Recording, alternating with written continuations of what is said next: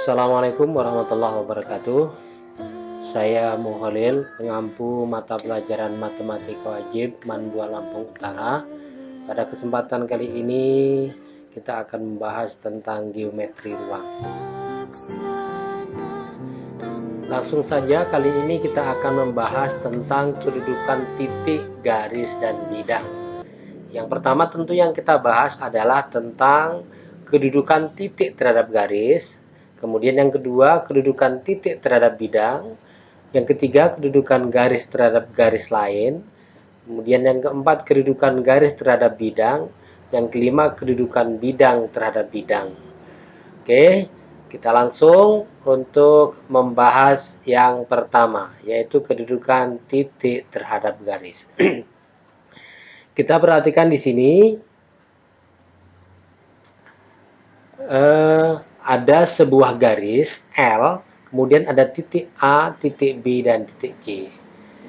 Dari gambar ini kita bisa perhatikan bahwa titik A ini terletak pada garis L. Demikian juga titik B terletak pada garis L. Kemudian C itu terletak di luar garis L. Sehingga kedudukan titik terhadap garis ini kita bisa simpulkan menjadi dua. Yang pertama, titik itu terletak pada garis, yaitu contohnya di sini garis A dan garis B, titik A dan titik B terletak pada garis L, dan kemudian titik C itu terletak di luar garis L ya. Jadi kedudukan titik terhadap garis itu ada dua. Yang pertama terletak pada garis L dan kemudian di luar garis L. Oke. Berikutnya. Nah, ini ada contoh soal ya, ada contoh soal. Perhatikan kubus K, L, M, N, P, Q, R, S ya.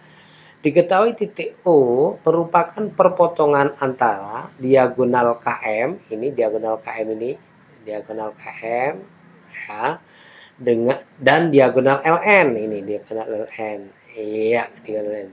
Ini O misalkan gitu ya. Ini O di sini. Tentukan kedudukan titik O terhadap garis KP. O ini terhadap garis KP ini. Bagaimana ini kedudukannya? Apakah dia terletak atau dia di luar? Tentu di luar kan ya. Titik O ini kan, ini O pada garis KP ini ya, KP. Maka dia ada di luar garis. Kemudian kalau kedudukan titik O terhadap garis KM, O terhadap garis KM kedua ini berarti ini dia terletak atau pada. Oke, jadi gampang untuk kedudukan titik terhadap garis. Selanjutnya kita bahas kedudukan titik terhadap bidang ya. Kedudukan titik terhadap bidang. Kita lihat di gambar ini ya. Di gambar ini kita lihat bahwa ada bidang alfa. Ini bidang alfa nih ya. Ada bidang alfa di sini namanya bidang alfa. Kemudian pada bidang alfa ini kita lihat gambar ada garis K. Di dalam garis A ada dua titik, yaitu titik A dan titik B ya. Ada titik A, titik B, dan kemudian ada juga titik C. Kita bisa amati di situ kedudukan titik terhadap bidang, kemungkinan itu adalah juga sama. Titiknya itu terletak pada bidang ya, terletak pada bidang alfa, ini bidangnya alfa, dan kemudian kemungkinan juga yang kedua adalah titiknya itu berada di luar bidang. Ini kan, jadi ada dua kemungkinan kedudukan titik terhadap bidang. Oke. Kita lihat untuk contoh soalnya ya. Untuk contoh soalnya. Diketahui titik P dan titik Q merupakan titik tengah EP. Ini saya buat dulu di sini supaya kita jelas. Diketahui titik P dan titik Q merupakan titik tengah EP dan GH. EP, ini EP di sini ya, dan GH di sini. Nah, ini EP ini titiknya titik P, kemudian GH titiknya titik Q, ya titik Q. Tentukan yang diminta yang pertama kedudukan titik P terhadap bidang ABFE. Ini ABFE ya, titik P terhadap ABFE. Gimana? Apakah titik P terletak pada ABFE atau di luar? Iya, betul.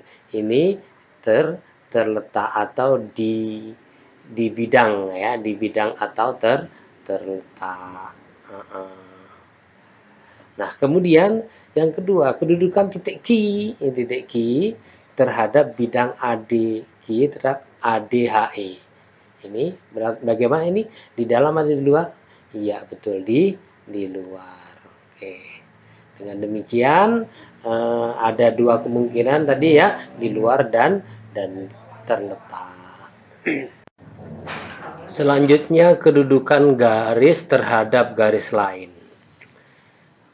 Yang pertama, kedudukan garis terhadap garis lain adalah dua garis itu kemungkinan berpotongan ya. Kita lihat pada gambar A ini ya. Pada gambar A ini, bagian gambar A ini ada bidang alfa, garis M, ini ada garis M dan garis N ya. Ini berpotongan di satu titik, yaitu titik A ya, satu titik A. Maka garis ini berpotongan ya, berpotongan jika kedua garis itu berada pada satu bidang. Yang kedua, kemungkinan garis itu adalah sejajar. Kita lihat ini ada bidang alfa, kemudian ada dua garis P dan garis Q ya. Garis P dan garis Q ini sejajar. Ya, walaupun akan diperpanjang sangat panjang tetapi tidak akan pernah berpotongan. Ya, itu namanya sejajar. Ini yang kedua. Yang ketiga, dua garis itu kemungkinan adalah bersilangan ya, bersilangan. Ini ada garis R dan ada garis S ya. Ada garis S dan garis R. Garis R berada pada bidang alfa, tetapi kemudian ada juga garis S ya, garis S itu menembus ya. Ini bersilangan. Ini tidak bertemu, tidak berpotongan ini, tapi bersilangan ya. Jadi bersilangan. Jadi ada tiga kemungkinan untuk kedudukan garis terhadap garis yang lain. Kita lanjut. Ini contoh soalnya. Perhatikan limas beraturan berikut ini. Ini ada limas T KLMN. Sebutkan pasangan rusuk yang sejajar. Coba mana pasangan rusuk yang sejajar? Tentu ini rusuk KN dan LM ya. Ini KN sejajar dengan LM. Atau apalagi MN ya. MN sejajar dengan, ini sejajar tadi ya. Ini sejajar, ini sejajar dengan MN dengan KL ya. Ini sejajar. Ini tidak akan pernah berpotongan. Berikutnya, sebutkan rusuk yang memotong rusuk KNK ya. Sebutkan rusuk yang memotong NK. Ini apa saja nih berarti? Ini NK. Ini NK ini kan ya. Berarti yang memotong kemungkinan KL ini kan ya, memotong sana ya. Kemungkinan KL ya atau LK. Kemudian MN ya, kemungkinan MN apalagi? Kemudian rusuk ini juga TK ya, kemungkinan karena kan KN ya. Kemungkinan adalah TK. Kemungkinan lagi apa? TN ya, kemungkinan TN. Ya. Ada lagi nggak itu? Ya, cuman itu ya kemungkinan yang menusuk. Itu ada 4 ya. Jadi sebutkan rusuk yang memotong rusuk NK itu adalah KL atau LK atau MN ini, kemudian atau TK atau TN ya. Jadi ada 4. Berikutnya yang keempat, kedudukan garis terhadap bidang ya. Ada 3 kemungkinan kedudukan garis terhadap bidang. Yang pertama, garis terletak pada bidang. Ini contoh di gambar A ya, terletak pada bidang. Kita lihat ini ada bidang alfa ya. Kemudian ada garis N dan M ya. Garis N dan garis M, N dan M ini terletak pada bidang alfa ini. Yang kedua, kemungkinan kedua adalah garis itu sejajar dengan bidang. Ya, ini contohnya ada bidang alfa dan di bidang alfa ini banyak garisnya, ini diwakili oleh garis K, dan kemudian di luar bidang alfa ada garis L. Nah, garis L sejajar dengan garis K di sini. Sedangkan garis K berada pada bidang alfa. Sehingga garis L itu sejajar dengan bidang alfa. Berikutnya, yang kemungkinan ketiga adalah garis itu memotong atau menembus ya, memotong atau menembus bidang. Kita lihat ini ada bidang alfa, yang pertama ini ada garis H, ini menembus ya, bidang alfa bertemu dengan garis ini, ada garis S dan garis R, kemudian menembus pada titik A ini. Demikian juga di sini ada alfa ya, ada bidang alfa, kemudian ada garis J menembus bidang alfa, kemudian ada garis V dan garis W menembus di B ini ya.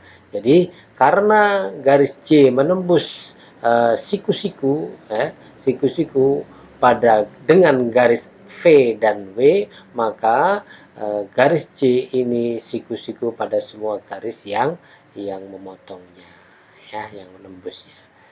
Oke, jadi ada 3 kemungkinan kedudukan garis terhadap bidang. Yang pertama terletak pada bidang, yang kedua sejajar, dan yang ketiga adalah memotong atau menembus. Selanjutnya mari kita lihat contoh berikut ini. Perhatikan kubus berikut. Kubus ABCD EFGH. Sebutkan kedudukan garis AH terhadap bidang ABGH.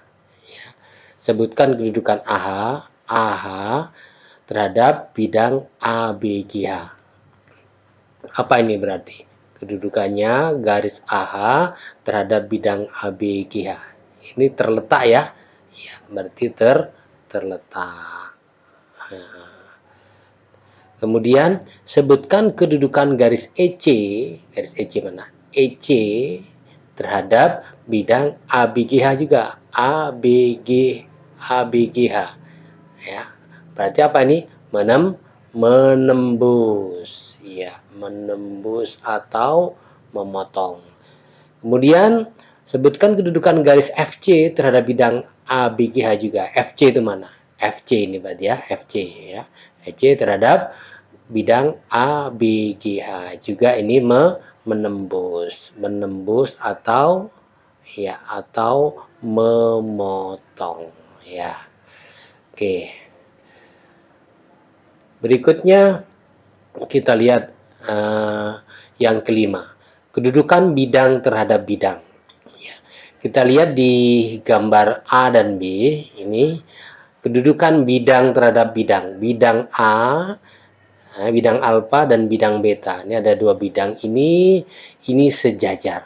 Arti sejajar adalah walaupun diperlebar sampai dimanapun itu tidak akan berpotongan ya. 2 bidang sejajar pada gambar A, bidang alfa dan bidang beta saling sejajar. Kedua bidang dikatakan sejajar karena tidak mempunyai garis persekutuan ya, tidak ada mempunyai garis persekutuan. Kemudian yang kedua, ini ada bidang alfa yang tegak dan kemudian bidang beta yang horizontal. Kita lihat ini ada garis perpotongannya antara bidang alfa dan beta, yaitu pada garis AB. Nah, karena mempunyai garis perpotongan, maka bidang ini, dua bidang ini dikatakan berpotongan. Ya, jadi yang bagian A ini sejajar dan bagian B berpotongan. Oke, selanjutnya kita lihat di contoh biar kita lebih paham ya. Nah, perhatikan kubus berikut. Kubus KLMN OPQR ya. Sebutkan ya, sebutkan pasangan bidang yang sejajar. Pasangan bidang yang sejajar. Ya, coba mana saja ya. Misalkan bidang sejajar, bidang yang depan misalnya KLPO ya. KLPO. Ini sejajar dengan mana ini? Ya, sejajar dengan di belakangnya sana ya. NMQR ya. M sorry, ini N ya, bukan M. NR, NM, NM, QR. QR. Kemudian mana lagi? Yang sini ya, yang kanan LMQR misalkan. LM tadi di sini LM KP sejajar dengan yang sini ya KNR KNRO. Ini bagian kanan. Kalau atas ya, atas dengan bawah ya, misalkan gitu. KLMN ini bidang KLMN sejajar dengan OPQR ya, dan banyak lagi ya, dan lain-lain banyak lagi. Contohnya lagi misalkan ada bidang ini ya, ada bidang ada bidang mana misalkan KNP misalkan KNP ini sejajar dengan mana ya, dicari lagi nanti. Oke, berikutnya yang B, sebutkan bidang yang memotong bidang KNRO. KNRO yang memotong mana? KNRO berarti yang memotong ini kan ada bidang LMNR kan ya, ya. Jadi yang memotong itu yang pertama KLNMN ini MN ya. Memotong di mana nih? Memotongnya di KN ya. Kemudian ada juga bidang KLPO ya. Bidang KLPO. Memotongnya di mana? Ya, memotongnya di KO. Memotong di KO. Kemudian mana lagi? Ada yang di sana ya. Ini NMQR.